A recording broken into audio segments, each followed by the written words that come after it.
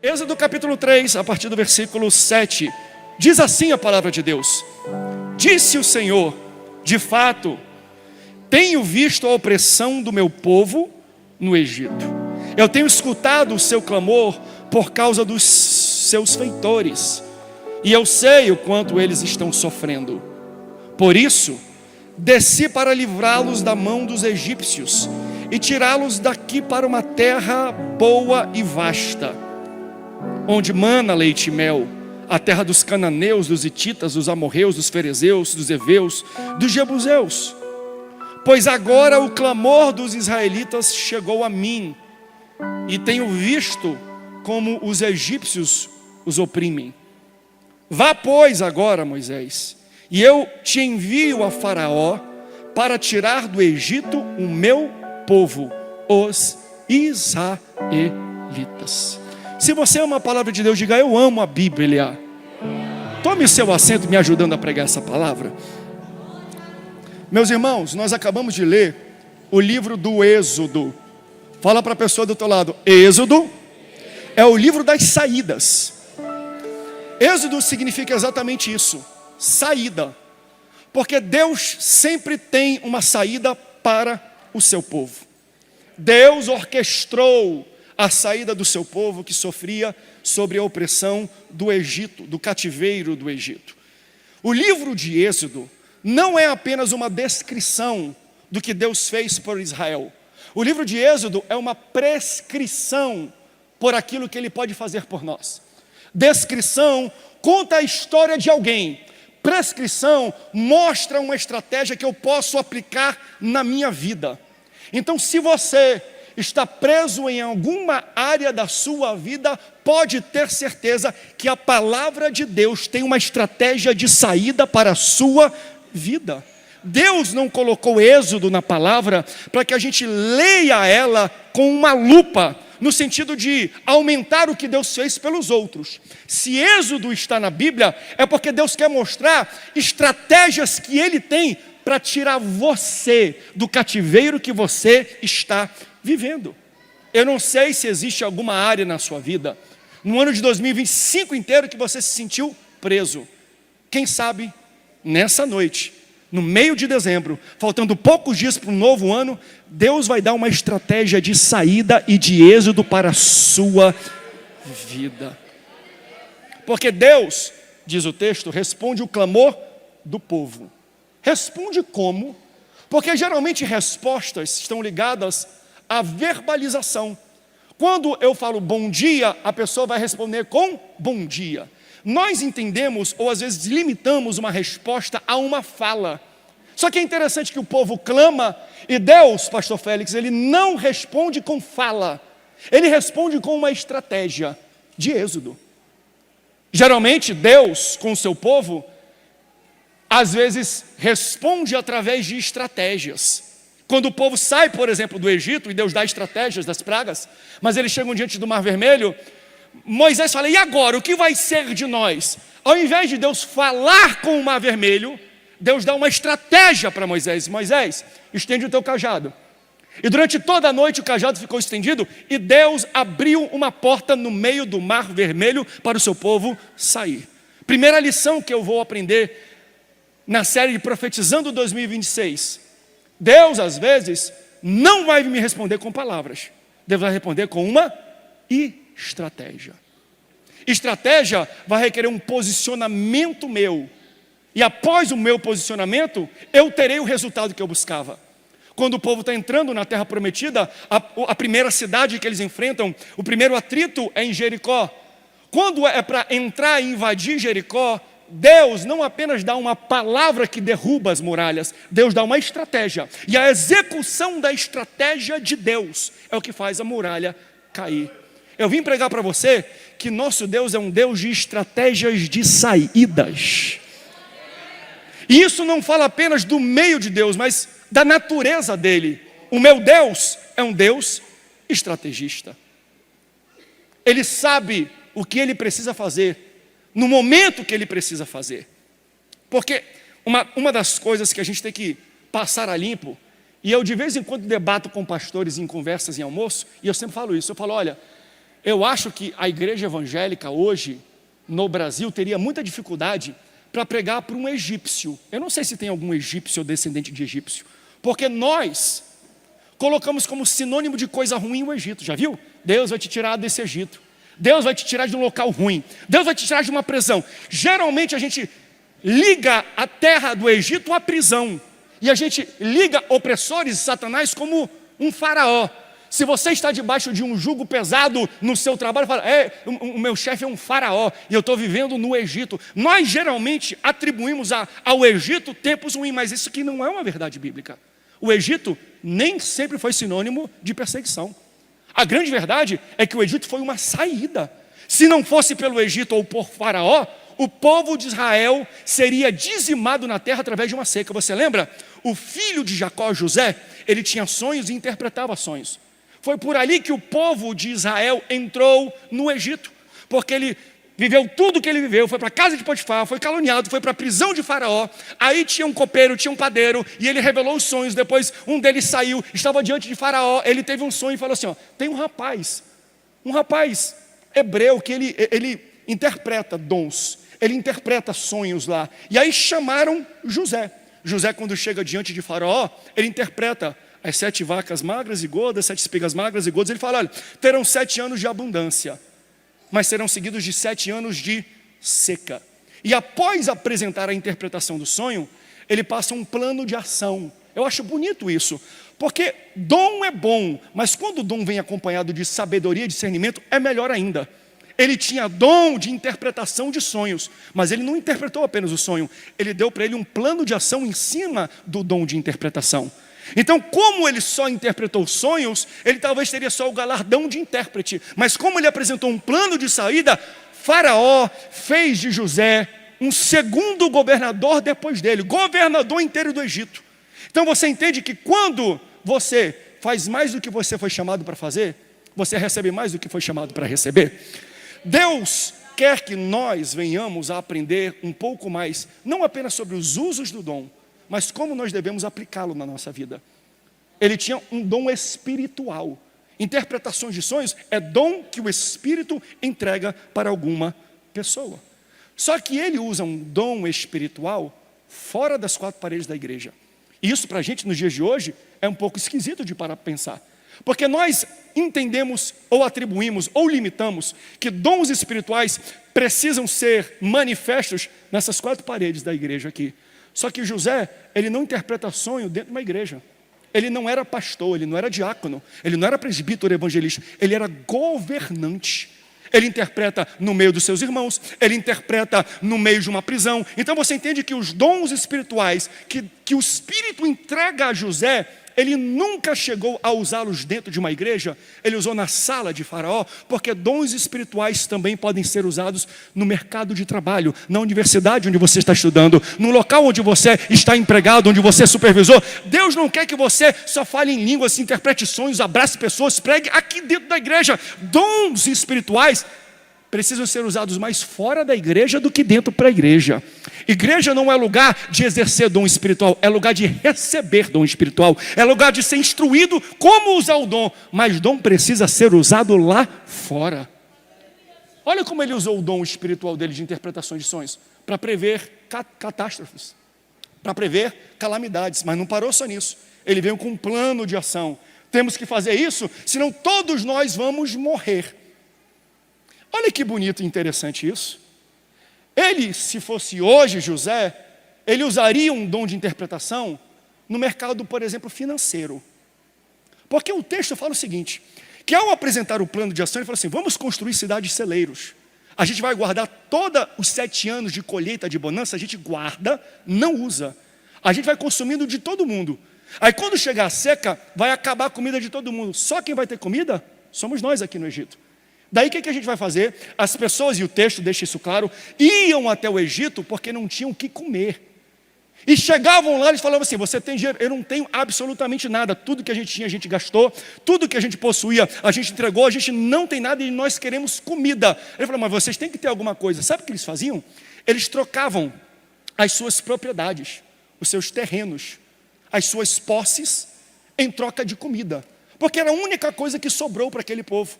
Diz o texto da Bíblia que o Egito cresceu como nunca, debaixo do governo de José. Por quê? Porque como ele tinha muita comida, ele trocava comida por propriedade. Ele não precisava levantar uma espada, ele não precisava iniciar nenhum conflito e nenhuma guerra para possuir e ocupar territórios. Ele apenas dava comida para quem estava com fome e recebia a propriedade e o tempo dos outros. Sabe por que ele faz isso? Porque ele usou um dom espiritual para o governo. É como se fosse um camarada de mercado de ações. Já viu? Olha, eu tive um insight aqui. Vai subir nos próximos anos as ações aqui do agro, do mercado alimentício. Vamos comprar tudo, todas as ações.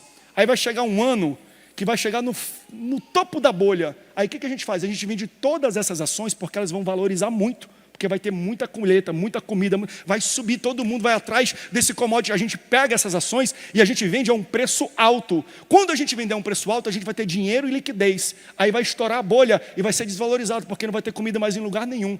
Aí as pessoas vão querer revender para a gente a ação que a gente vendeu cara barata. Aí o cara fala, mas ele tinha informação privilegiada. Não, isso aqui é revelação do Espírito Santo. E o Espírito Santo pode revelar coisas para a gente no nosso mercado de trabalho. Nós temos que, como igreja, aprender a usar os dons espirituais fora do tempo de culto.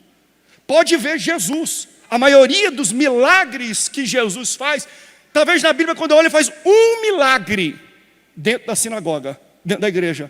Todos os outros milagres de Jesus, ele faz na praça, ele faz no barco, ele faz na margem de um rio, ele faz dentro de um mercado, ele faz dentro de uma casa. Jesus entendeu, dons espirituais não são feitos para serem exercidos no culto. Eu recebo no culto, eu sou instruído no culto, mas quando acaba esse culto, eu saio revelando sonho, eu saio profetizando cura, eu saio falando aquilo que Deus tem feito na minha vida. Então nós, como igreja, precisamos entender a dinâmica dos dons. Então, o povo de Israel entra no Egito prioritariamente por causa de José, por causa do dom dele. E vem a família, e junto com a família vem uma renca de gente. Essas pessoas entram no Egito inicialmente porque não existe comida em lugar nenhum. Se não fosse o Egito e se não fosse Faraó, todos teriam morrido. Então o que nós vamos ter que aprender é que às vezes os problemas não é quem se levanta contra nós, é o tempo que nós estamos ali. O problema não foi de Faraó, o problema foi do tempo. Nós temos que aprender a discernir o tempo das coisas. O texto vai dizer que depois que José morreu, e morreu aqueles que estavam com ele, veio um outro Faraó que não conhecia a José e aos feitos de Deus através da vida dele. E esse Faraó começou a perseguir aquele povo. Então, nem sempre o povo foi perseguido no Egito. O povo foi perseguido no Egito depois de um certo tempo. O meu pai tem uma frase, que até hoje eu aplico até para a administração eclesiástica. Ele fala assim, meu filho, e às vezes até para algumas igrejas, ele fala, tem gente que tem alguns problemas em igreja, em alguns campos, que a gente envia um camarada para resolver o problema. Mas se ele fica muito tempo lá, ele se torna o problema. Então o problema não é a pessoa e nem o local. O problema é o tempo. Eles recebem perseguição porque eles não sabem discernir o tempo das coisas. O tempo deles tinha acabado no Egito, mas eles permaneceram no Egito. Por quê? Porque o faraó que se levantou não conhecia os feitos e começou a se sentir ameaçado. Ameaçado por quê? O texto vai dizer, ele se sente ameaçado porque o povo cresce.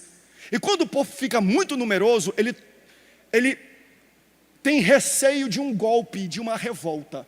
Eles são numerosos, são mais do que nós. Vamos fazer o seguinte, vamos dar um jeito, vamos começar a perseguir, senão nós vamos sofrer uma revolta na mão deles. Então, estava tudo tranquilo entre o Egito e o povo de Israel.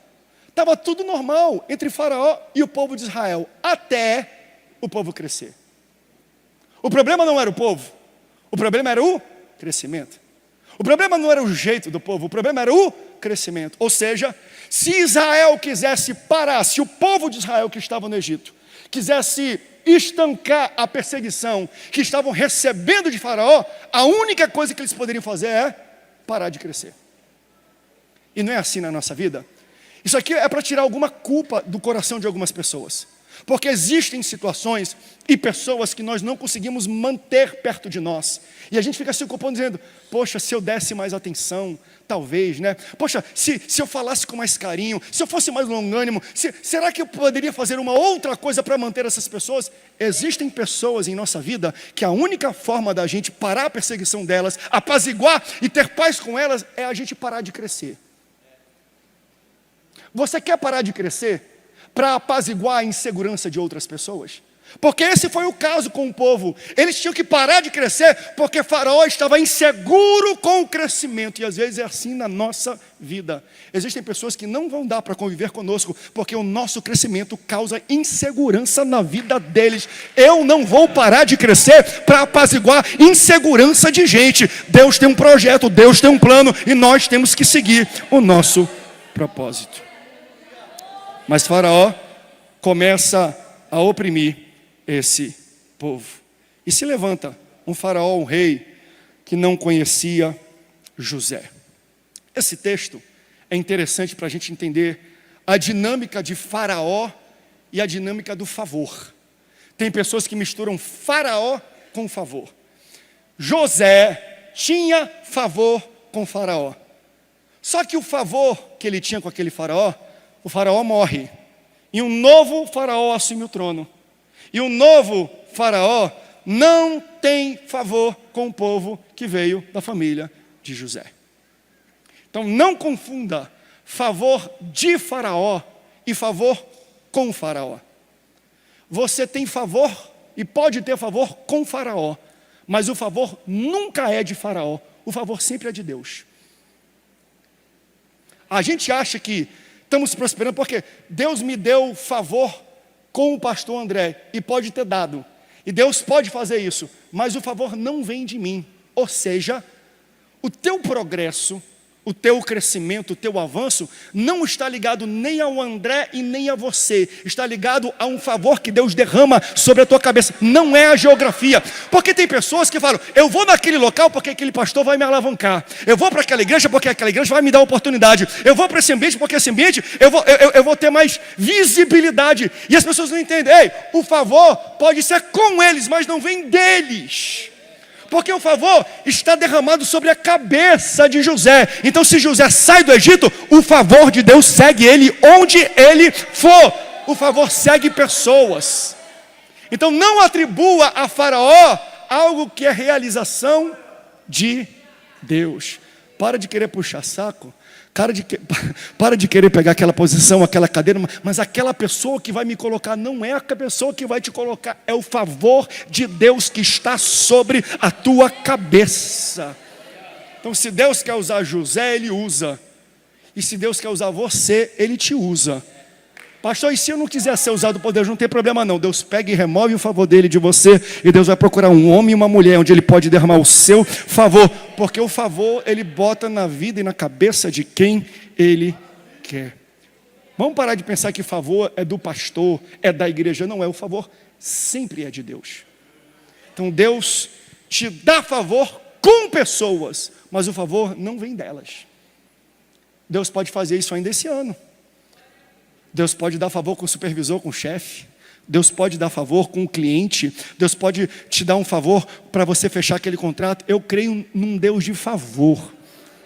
Eu creio num Deus que abre portas. E já que eu estou falando isso sobre respostas e favores, antes de eu descer, eu estava em reunião. E quando eu estava acabando a reunião, um advogado que tem uma causa na justiça, eu estava ligando há muito tempo. Eu estava há meses e meses demorando, e estava me custando muito caro o tratamento da minha filha. Tem um tratamento, a Bela não fala, ela é autista, e o tratamento dela, mas é muito custoso. Então Deus me deu algumas economias, eu torrei praticamente esse ano inteiro as economias, para fazer um tratamento que eu nunca tinha feito antes. Mas eu botei na justiça para ver se eu ganhava e não conseguia. Antes de descer para esse culto, ele ligou e falou assim, ó, o juiz deu favor para você, você ganhou a causa, daqui para frente o plano de saúde vai pagar todo o tratamento da Bela de forma integral. O que eu estou falando é, o favor de Deus está aqui já nesse lugar e se manifestando. Quem sabe, ainda hoje, você vai receber um telefonema, vai chegar um e-mail, um WhatsApp com uma boa notícia. É de Deus, então o meu favor não é com o plano de saúde. Eu não ganhei a causa por causa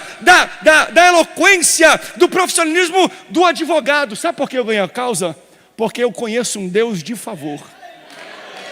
O Deus de favor abre porta, Deus de favor ele fecha a porta, ele abre, ele dá a sentença, ele revoga a sentença, ele abre cova, ele fecha a cova, ele levanta e permite que alguém vai te perseguir, mas ele para a perseguição.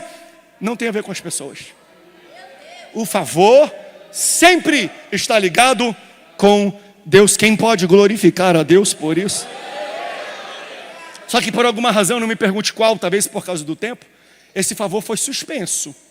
O povo estava lá, se levantou um faraó que não conhecia, e Deus não quis perpetuar o favor com esse faraó, e daí em diante Israel começa a sofrer perseguição. Diz o versículo aqui, Êxodo capítulo 3, versículo 7. E disse o Senhor, de fato, eu tenho visto, diga assim, visto. Eu tenho visto a opressão sobre o meu povo no Egito, e também tenho escutado, diga escutado. Eu tenho escutado o seu clamor. Eu vi a opressão, mas eu escutei o clamor por causa dos seus feitores, e sei quanto eles estão sofrendo. Esse texto é Deus falando diretamente com Moisés. Deus não está falando com o povo de Israel que está cativo no Egito. Deus está falando com Moisés que nem no Egito está. Então, o povo que está localizado na geografia do Egito clama a Deus. Deus que via o sofrimento, agora ouve o clamor. Só que Deus não responde ao povo que está no Egito. A voz de Deus é endereçada a Moisés que estava fora do Egito. Israel está clamando a Deus, mas Deus não fala com eles. Deus fala com Moisés. Deus fala, Moisés, eu escutei o clamor do meu povo. Mas ele não disse para Israel, Israel, fica tranquilo, eu já ouvi vocês. Né? Israel não viu as 2 marquinhas azuis no WhatsApp. Eu só mandei, ele nem leu. Não, ele já leu, só que ele não te respondeu. E o fato dele não ter te respondido, não quer dizer que não tem resposta. O fato de você não ter escutado uma resposta, não quer dizer que ele ouviu a tua petição e ele já respondeu para alguém que vai ser a tua resposta. Porque ele ouve o clamor de Israel, mas na hora de responder o clamor, ele vai até Moisés e fala, Moisés, eu estou ouvindo o clamor do meu povo. Então Deus nem sempre responde às nossas orações com palavras. Eu amo quando Ele responde às orações com pessoas.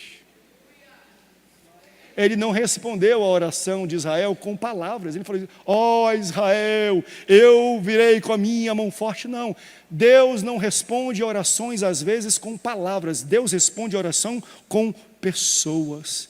Então se Ele não te respondeu com palavras, se prepare. Deus vai colocar uma pessoa no teu caminho. E eu amo isso, porque quando Ele coloca uma pessoa no meu caminho, uma pessoa vai me libertar, vai me ajudar, vai me aconselhar, uma pessoa vai orar por mim, porque para o problema que eu estou passando, palavras de motivação não resolvem. Eu preciso de um Moisés. Fala a verdade.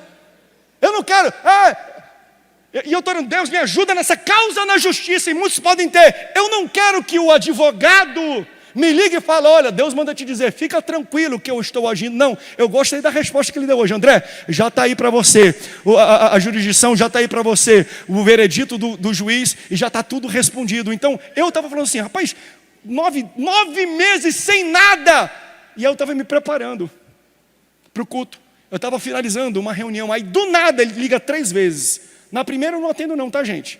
Se você ligar na segunda, eu vou olhar. Se você ligar na terceira, eu vou responder a tua ligação. Fala, não, 3 vezes eu peguei e respondi de volta. Falei, olha, eu estou numa reunião, é alguma coisa urgente? Não, André, eu só estou te ligando porque eu já mandei para você o veredito do juiz e a causa está ganha. Eu nem sabia que Deus tinha escutado, porque eu estava orando sobre isso. Estava doendo no meu bolso, estava doendo no meu coração. E para mim, será que Deus não me escutou? Porque o advogado também ficou uns 3 meses sem falar comigo. Eu não estou falando mal dele, mas o que eu estou dizendo é que enquanto eu achava que Deus estava em silêncio, Deus já estava falando com o juiz, com o desembargador, Deus estava falando com o advogado, Deus estava movendo todas as coisas. Então quando Deus veio, Ele me trouxe uma resposta que eu não esperava. Posso profetizar sobre a igreja no Profetizando 2016?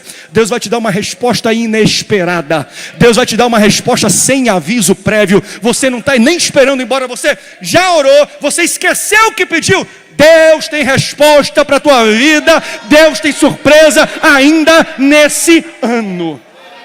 Que nem foi com Daniel. 21 dias de jejum. Não, não foram 21 dias de jejum. Foi um jejum. A resposta veio em 21 dias. Se a resposta não viesse em 21, Daniel continuaria jejuando. Ou seja, o jejum de Daniel, embora a gente fale, jejum de 21 dias é o jejum de Daniel, não. O jejum de Daniel é até a resposta vir. Ele parou no 21º porque um anjo chegou e falou: Daniel, levanta-te. Mas olha o que o anjo fala. Porque desde o primeiro dia que você se dispôs a orar, Deus respondeu. A resposta de Deus não veio no 21º dia, meus irmãos, veio instantaneamente. Desde que você se dispôs a orar e jejuar, Deus respondeu. E Ele explica a demora. Ele fala: sabe por que nós demoramos? Porque nas regiões celestiais teve uma guerra espiritual e eu fiquei retido. Eu nem vou entrar nesse mérito, mas dá uma vontade de falar de guerra espiritual. Eu tenho falado ultimamente sobre isso. Eu fiquei retido em guerra espiritual nas regiões celestiais. Como eu não conseguia passar pelas linhas do inimigo, mandei uma mensagem lá para o céu e eles mandaram um reforço. O arcanjo de guerra, Miguel, veio. Aqui é o anjo falando, e abriu um clarão nas linhas inimigas e eu trouxe a resposta que você pediu desde o primeiro dia. Como é que isso se aplica para a minha vida? Porque quem sabe aqui tem pessoas que estão fazendo a mesma oração há 10 anos. E você fala: Deus não ouviu a minha oração. E se eu te disser que no primeiro dia que você orou, Ele já respondeu? Mas pastor, por que 10 anos por que eu não recebi? Porque existe guerra espiritual. E como é que eu vou receber essa resposta? Eu convido você, em janeiro, a fazer 21 dias de jejum com a gente. Porque se você quer abrir um clarão nas linhas inimigas e receber uma resposta de 10 anos atrás, jejum e oração. Essas são as armas do crente para as guerras espirituais. Para esse tipo de casta de demônio, só com jejum e oração. Quem sabe nesse jejum e oração, que você pode começar hoje, não sei quantos dias vai precisar, nós fazemos um jejum coletivo, toda a nossa igreja, em São José e fora de São José, vai fazer um jejum em janeiro. Vamos entregar no dia 31 de janeiro. Então pega 31 e conta 20, dia 10 até o dia 31. Por quê? Porque nós queremos respostas de 10 anos, de 20 anos. Você imaginou 30 anos de petição sendo derramadas como resposta sobre a tua cabeça? Você não tem nem estrutura para receber tanta bênção, não tem nem estrutura para receber tanta resposta de Deus. É isso que eu quero profetizar sobre nós. Eu quero profetizar sobre a nossa igreja, sobre as nossas casas.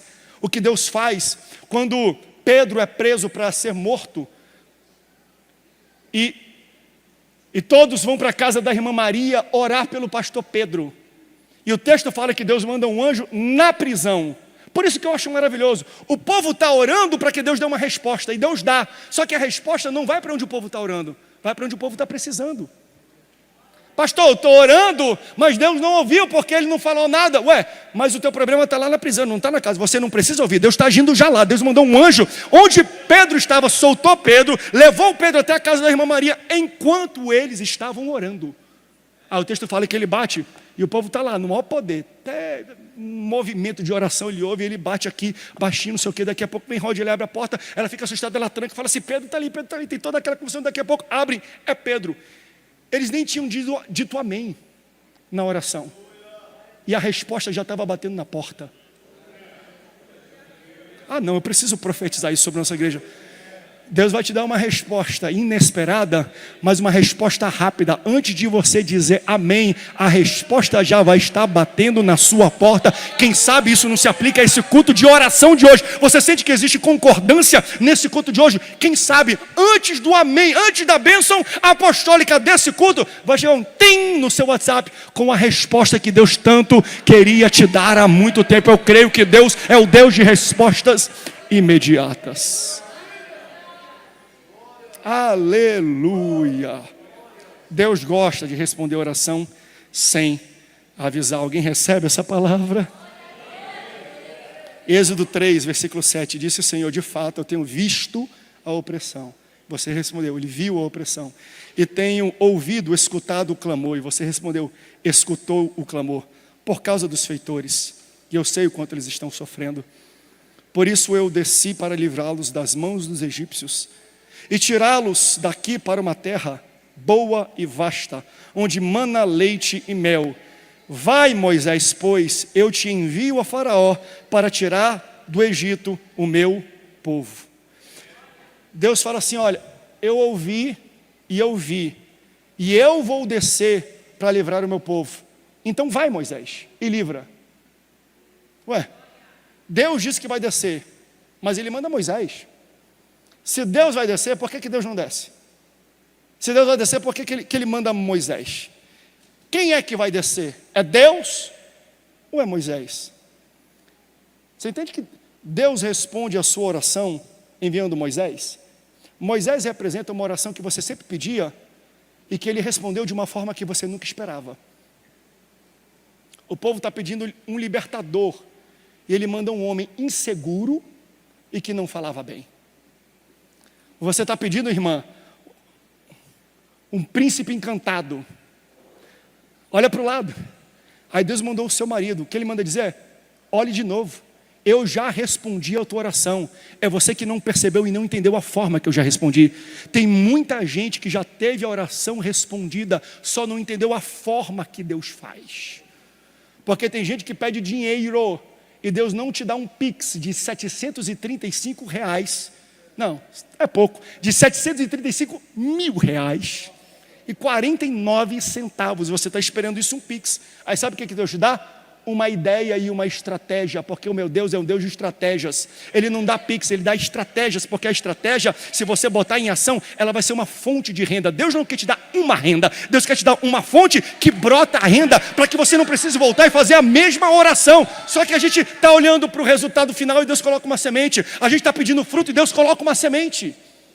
Porque se Ele te dá um fruto, você come e amanhã tem fome. Se Ele te dá uma semente, você planta, você rega, você trabalha, e essa árvore que você trabalhou vai dar fruto todo ano, toda estação. Deus vai encher a tua boca, mas às vezes a resposta que Deus nos dá vem num formato que a gente não espera.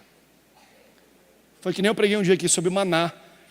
Maná foi o que Deus mandou no deserto para poder alimentar o povo. Maná significa: o que é isso? Deixa eu contextualizar isso.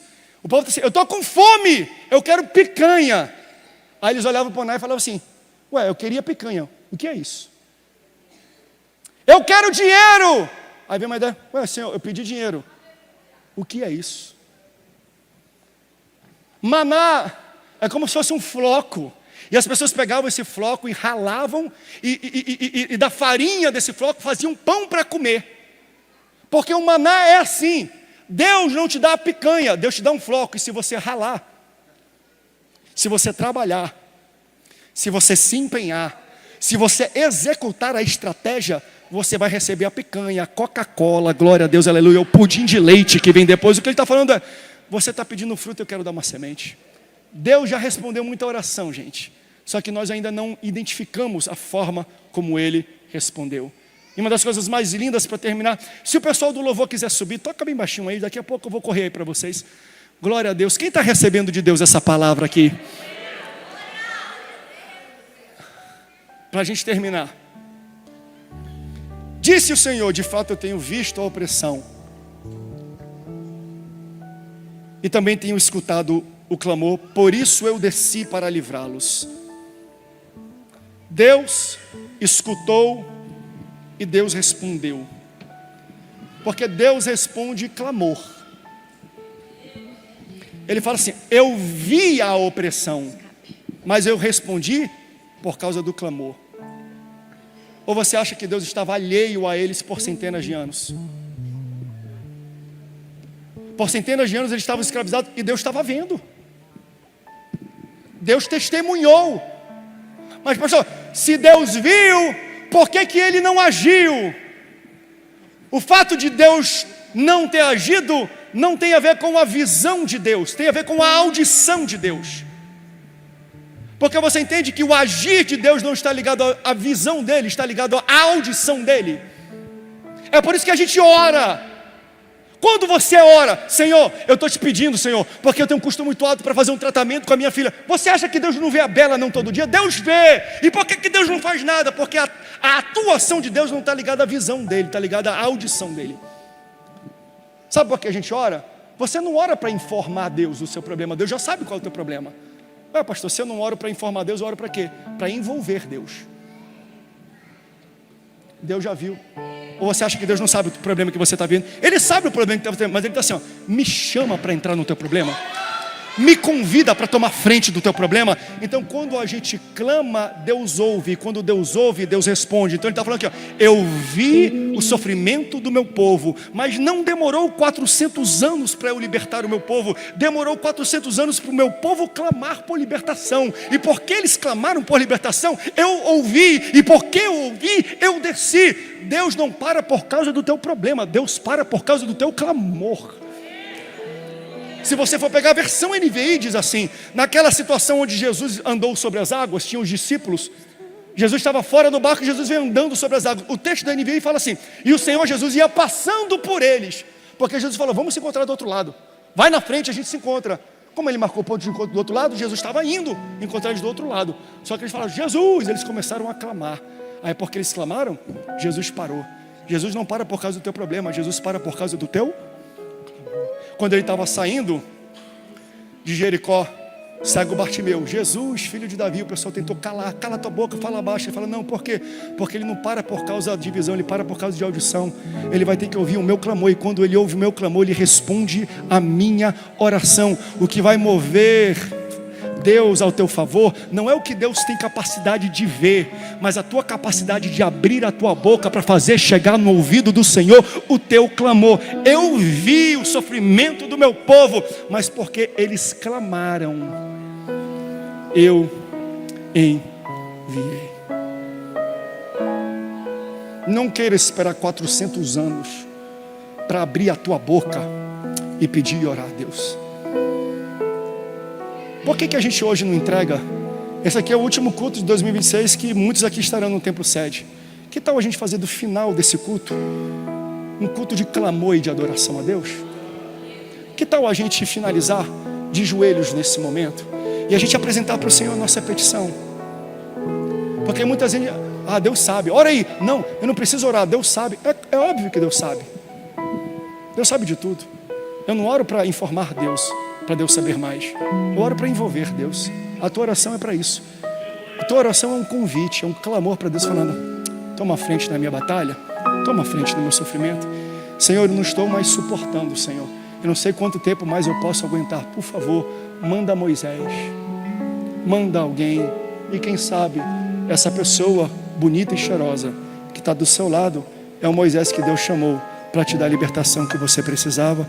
Pega, chacoalha essa pessoa e fala, não vai embora não, você é meu Moisés, minha Moisesa, não vai embora. Quem sabe Deus te colocou na minha vida para transformar a minha vida, Deus te colocou na minha vida para adicionar, para agregar valor na minha vida. Tu és uma bênção na minha vida. Deus responde ao clamor do seu povo.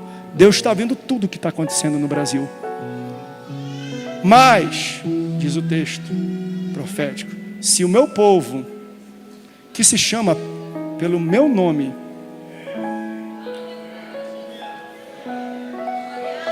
eles têm que fazer o quê, pastor? Para que Deus possa fazer alguma coisa? Se humilhar aí e orar. Então veja, o problema que o Brasil está vivendo, que o mundo está vivendo, eu estou vendo, gente. Não está alheio à minha visão, não. Qual o problema? É que vocês não estão clamando. Não demorou 400 anos para Deus responder. Demorou 400 anos para eles clamarem. Quando eles clamaram, Deus ouviu. Do primeiro dia que Daniel se pôs a orar e jejuar, Deus ouviu e já respondeu. Quem sabe a resposta de Deus já está no nosso caminho? O que a gente tem que fazer? Clamar ao Senhor e pedir, Senhor, faz alguma coisa. Você pode se colocar de joelho por 3 ou 4 minutos. Vamos clamar ao Senhor. Vamos clamar pela nossa casa, se você tiver saúde para isso. Se tiver um probleminha no joelho, não tem problema. O clamor não é mais efetivo se for de joelho. O clamor é efetivo quando você abre a sua boca, porque eu nunca vi ninguém clamar com boca fechada. E eu estou numa igreja pentecostal, você tem liberdade. Eu vou dar para você 3 minutos, e eu vou me ajoelhar aqui também, porque eu sinto a presença do Espírito Santo. Quando nós terminarmos o momento, você vai ver, porque o coral vai começar a louvar, e você vai ficar de pé, já comemorando, porque hoje é aquele culto que Ana foi, lembra? Ana estava aflita, ela entrou no culto porque ela precisava de uma resposta, ela queria gerar um filho, e o texto fala que a oração dela, ela se entregou tanto, até falaram mal, ela está bêbada, ela está maluca, mas ela se entregou no clamor, e o texto fala que quando acabou o culto, e ela saiu do templo, o seu semblante já não era mais o mesmo, porque ela tinha certeza da resposta de Deus. Eu quero ouvir esse clamor, é esse clamor que Deus quer ouvir do povo.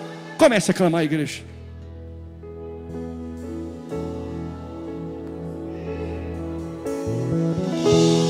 O inimigo tenta laços e embaraços pra me envergonhar, mas não vai, porque eu não estou sozinho nessa guerra. Está comigo o braço forte do Senhor. Será que você pode levantar para a gente clamar junto? Aquele que acalma o vento, Aquele que aquieta o mar, que tira a força do fogo e faz o leão jejuar. O Deus que derruba as muralhas, da estéril faz mãe de filhos. É o mesmo que irá do alto, não temas, sou contigo. Deus já tem o caminho aberto pelas águas. Faz chover muitas fontes em meio ao deserto. Haverá nuvens que trazem chuvas de bênçãos. Ouça a voz, Deus te dá escape e livramento. O inimigo tenta laços e embaraços pra me envergonhar, mas não vai, porque eu não estou sozinho nesta guerra. Está comigo o braço forte do Senhor. Aquele que acalma o vento, aquele que aquieta o mar, que tira a força do fogo e faz o leão jejuar. O Deus que derruba as muralhas, da estéril faz mãe de filhos. É o mesmo que bradou do alto, não temas, sou contigo. Deus já tem o caminho aberto pelas águas. Faz chover muitas fontes em meio ao deserto. Haverá nuvens que trazem chuvas de bênçãos. Deus te dá escape e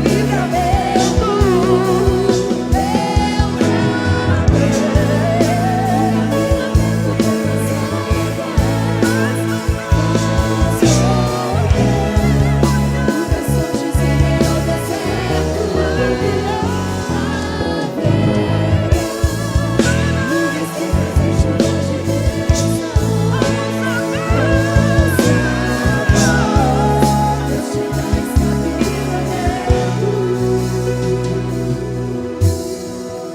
Senhor, nós te agradecemos, porque o teu Espírito já está aqui ministrando aos nossos corações. Hoje é noite de respostas, é noite de romper, é noite de portas abertas. Hoje é noite de desaguar do teu Santo Espírito sobre a vida de pessoas. Um Deus de estratégias de saídas, um Deus estrategista está colocando em nosso coração, no nosso espírito, está levantando o nosso ânimo, porque nós vamos progredir, vamos entrar em 2026 com a cabeça erguida, marchando em direção ao céu. Nós vamos resgatar os cativos, nós vamos evangelizar aqueles que não conhecem a palavra, nós vamos pegar aqueles que estão caídos e levantar, vamos tirar pessoas do inferno e popular o céu. É ano de falar de Jesus para todas as pessoas. Falaremos com cânticos, falaremos com palavras, com pregações, com abraços, com sorrisos, com atitudes e comportamentos. Que São José dos Campos, que Caçapava, que todos os municípios possam ver Jesus através da tua vida, possam ver Jesus através da tua atitude e do teu comportamento, através da tua humildade, através da forma como você trata o próximo. Que nós possamos ser representantes de Cristo. Representar significa apresentar de novo. Então você tem que apresentar de novo. Jesus curou, receba a unção de cura em nome de Jesus. Não é unção para você ser curado. Teve uma pessoa que me procurou esse dia e falou: pastor, eu tive um sonho que Deus me dava um pote e colocava óleo na minha mão, e esse óleo era algo muito precioso, mas eu não entendia o que é isso. Deus me deu discernimento na hora. Falou assim: ó, quando Deus coloca óleo sobre a tua cabeça, Ele está te capacitando para fazer algo, você está sendo ungido. Mas quando Ele coloca na tua mão, é porque Ele está te dando a posição de Samuel. Samuel era sacerdote, Samuel era juiz e Samuel era profeta, mas ele carregava um óleo que tornava pessoas reis. Ele não tinha a unção e o óleo de rei sobre a sua cabeça, mas tinha na sua mão. E aquilo que ele fazia, elevava as pessoas.